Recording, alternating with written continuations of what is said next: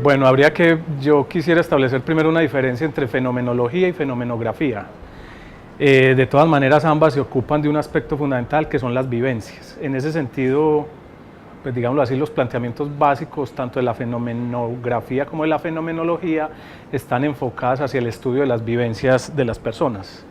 Digamos que hay una perspectiva un poco más ligada a unas visiones husserlianas, medio filosóficas, y particularmente las perspectivas ya más hermenéuticas, entonces se centran en el análisis de las vivencias, pero como las vivencias pues no pueden ser trabajadas y no son expresadas, entonces es una suerte de fenomenología hermenéutica o fenomenografía hermenéutica.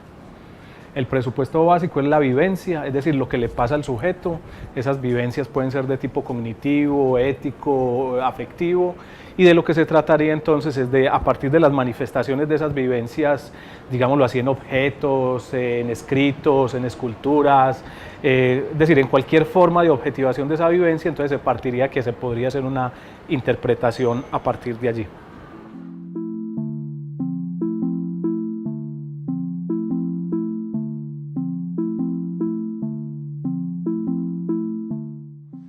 Bueno, pues la pregunta básica sería ¿cuál es el sentido que le otorgan los sujetos a las vivencias X, Y o Z?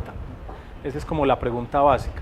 Esto está enfocado como aspectos que tocan lo humano, es decir, usted puede hacer un análisis sobre la vivencia del embarazo, sobre qué sintió esta persona, cuál es su vivencia después de haberse jubilado, pero el foco está en la vivencia y obviamente en la interpretación de la misma.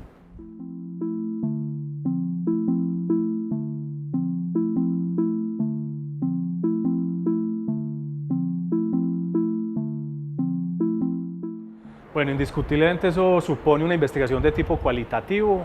Generalmente el trabajo que se hace en fenomenología y en fenomenografía está desde el punto de vista metodológico orientado hacia entrevistas en profundidad, y la pretensión es precisamente reconstruir esas vivencias en particular.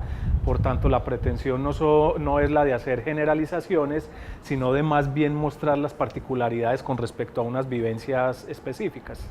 Entonces, fundamental acá las entrevistas en profundidad y ver cómo los sujetos pues, le otorgan unos sentidos particulares a esas vivencias, cómo están relacionadas con otros aspectos que muestran la particularidad para esos casos.